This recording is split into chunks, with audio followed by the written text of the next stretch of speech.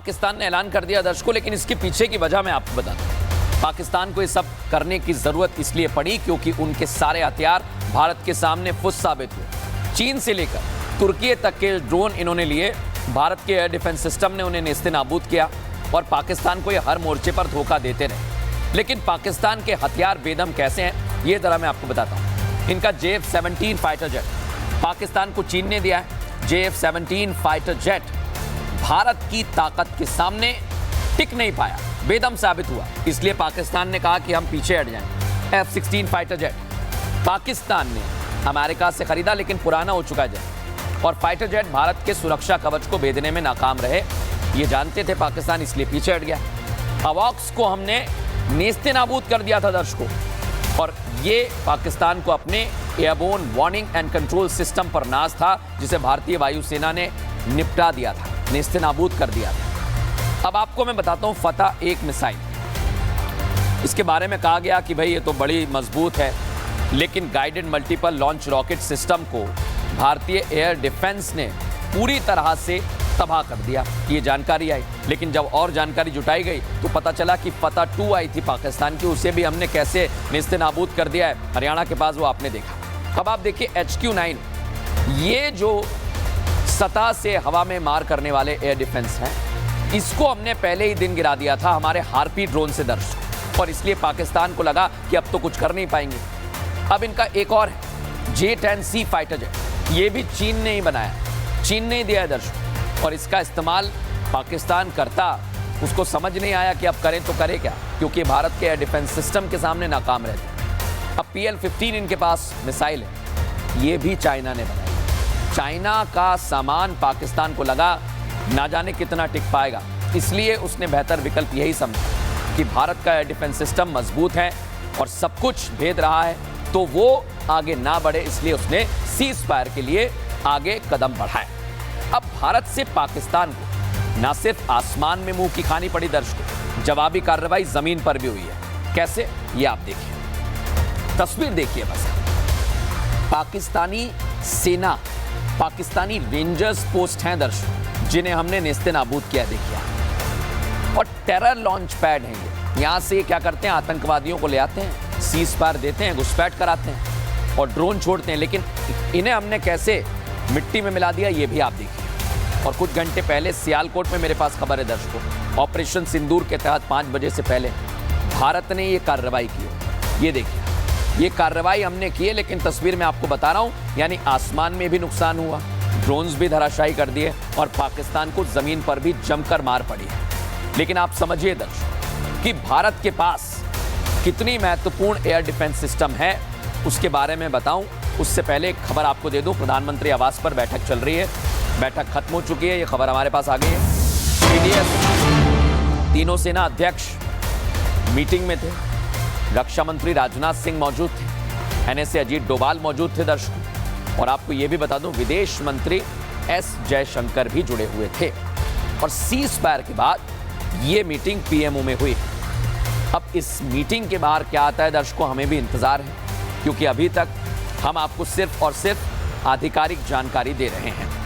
अब आगे बढ़ेंगे और 65 घंटों में हर दूसरे कदम पर गीदड़ भभकी पाकिस्तान ने दी है, लेकिन वो कमजोर हैं, ये आपको मानना पड़ेगा। अगर आपको लग रहा है कि भारत ने क्यों ये कदम उठाए, तो इसे समझिए, क्योंकि पाकिस्तान कमजोर तो है ही, और इसलिए तो वो अमेरिका के सामने चला गया मध्यस्थता की भीख मांगने। सीज फायर के लिए भारत के आगे वो गिड़गिड़ाने लगा। DGMO ने फोन किया और भारत के DGMO से कहा भाई करिए कुछ। क्यों किया ये, इसके पीछे का कारण है दर्शकों, भारत का सुरक्षा कवच कैसा है, आइए दिखाते हैं।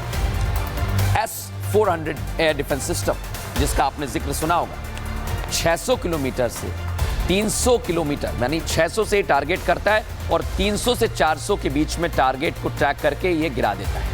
एक साथ 72 मिसाइल को दागता है और टारगेट को ध्वस्त करता है। न्यूक्लियर की बात की जाती है, उसको भी ध्वस्त करने में ये सक्षम है। पेचौरा, जिसका आपने जिक्र सुना होगा, भारत ने सबको इकट्ठा किया और इसलिए ये सतह से हवा में मार करने में सक्षम है दर्शक। भारत के पास 30 स्क्वाड्रन्स मौजूद हैं और 32 से 250 किलोमीटर तक की इसकी रेंज है। आकाश हमारा स्वदेशी है, NG न्यू जनरेशन है और ये बड़ा ताकतवर है दर्शकों। हमने इसे S-400 और आकाश को साथ लगाया और सिंगल यूनिट में 4 मिसाइलें दागता है। देश के पास 3 वेरिएंट इसके मौजूद हैं। स्पाइडर, देश में स्पाइडर के 2 वेरिएंट हैं। ये लक्ष्य का पीछा करता है और मारता है और ये हमने इस्तेमाल किया है दर्शकों, इसलिए पाकिस्तान पीछे हटा है। NK-33 OSA-E के डिफेंस सिस्टम, ये करीब 17.5 टन के BMP वाहन के जरिए इस्तेमाल में लाया जाता है। ऑपरेशनल रेंज इसकी 15 से 18 किलोमीटर है। और भी हमारे पास है 2K-12 कब मिसाइल भी है। ये निचले और मध्यम लेवल और एयर डिफेंस सिस्टम को तबाह करने में सक्षम है। LRSIMs हमारे ये भी तैनात रहे। अभी जो आपने 2-3 दिन तस्वीरें देखी है, इसका बड़ा योगदान है दर्शकों। 400 किलोमीटर रेंज है, ये सरफेस टू एयर है और इसराइल के आयरन डोम वाली क्षमता ये रखता है। और इसीलिए मैं बोल रहा हूं दर्शकों कि सीज फायर हो गया, लेकिन देश के लोगों से बात करना जरूरी है। और इसलिए हमने कहा दर्शकों कि भारत की सुरक्षा प्रणाली को देखते हुए भारत ने सीज फायर, पाकिस्तान की बात मानी, पाकिस्तान गिड़गिड़ाया। लेकिन अब मैं आपको बताता हूं देश की जनता क्या कह रही है, क्या सोच रही है। हम तो ये चाहते हैं कि दोनों देश शांति बनाए रखे। इसमें दोनों को घाटा है, उनके पास बचा भी कुछ नहीं है। डर गया है और जिस तरीके से अमेरिका के राष्ट्रपति ट्रंप को बीच में आके समझौता कराना पड़ा है और मुंह की खानी पड़ी है पाकिस्तान को। ये आके बहुत बढ़िया हुआ, ये आतंक जल्दी खत्म होना चाहिए। डोनाल्ड ट्रंप का एक ट्वीट आया, हम इस पर बहुत खुश है। जंग में कोई भी जो है मसला हल नहीं होता है। हमें भी खबरों में सुना, हम बहुत खुश हो गए। पिछले 4-5 दिनों से हम परेशान हो गए हैं। हम खुश है, बहुत खुश है। लड़ाई से कोई बात हल नहीं होता है। स्टेशन को लेकर जो दावा किया वो भी झूठा निकला, लेकिन भारतीय सेना ने पाकिस्तान के इस झूठ के गुब्बारे की हवा निकाल दी। पाकिस्तान ने मिस इन्फॉर्मेशन का सहारा लेते हुए आदमपुर स्थित S-400 प्रणाली, सूरतगढ़ व सिरसा के हवाई अड्डों, नगरोटा के ब्रह्मोस बेस, देहरागिरी के तोपखाना पोजीशन तथा चंडीगढ़ के अग्रिम गोला बारूद डिपो को नष्ट करने के झूठे दावे सोशल मीडिया पर फैलाए। भारत इन फॉल्स नैरेटिव्स को पूर्णतः खारिज करता है। भारत ने पाकिस्तान का असली चेहरा उजागर किया तो वहीं अफगानिस्तान ने भी पाकिस्तान हुक्मरानों और पाक सेना को बेनकाब कर दिया।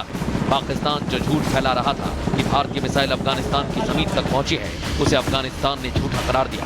अफगानिस्तानी रक्षा मंत्रालय के प्रवक्ता का बयान सामने आया है। हमने अफगान क्षेत्र पर भारत के मिसाइल हमले के बारे में पाकिस्तान के दावे को दृढ़ता से खारिज कर दिया है। ऐसे दावों में कोई सच्चाई नहीं है। पाकिस्तान के ना तो हथियार काम कर रहे हैं और ना ही उसका झूठा प्रोपेगेंडा, और ये बता रहा है कि पाकिस्तान चौतरफा घिर गया है, घुटनों पर आकर सीज फायर का ऐलान कर दिया है। पाकिस्तान ने ऐलान कर दिया दर्शकों, लेकिन इसके पीछे की वजह मैं आपको बताता हूं। पाकिस्तान को ये सब करने की जरूरत इसलिए पड़ी क्योंकि उनके सारे हथियार भारत के सामने फुस साबित हुए।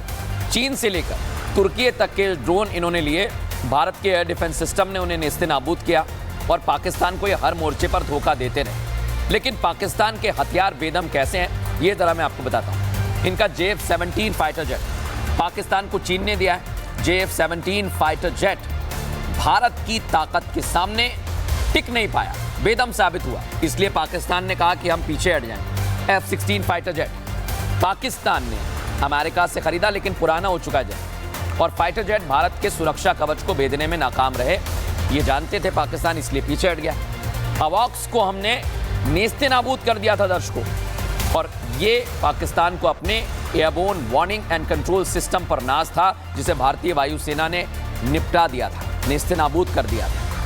अब आपको मैं बताता हूं फतह 1 मिसाइल। इसके बारे में कहा गया कि भाई ये तो बड़ी मजबूत है, लेकिन guided multiple launch rocket system को भारतीय एयर डिफेंस ने पूरी तरह से तबाह कर दिया, ये जानकारी आई। लेकिन जब और जानकारी जुटाई गई तो पता चला कि फतह 2 आई थी पाकिस्तान की, उसे भी हमने कैसे नेस्तनाबूद कर दिया है। हरियाणा के पास वो आपने देखा। अब आप देखिए HQ-9, ये जो सतह से हवा में मार करने वाले एयर डिफेंस हैं, इसको हमने पहले ही दिन गिरा दिया था हमारे हार्पी ड्रोन से।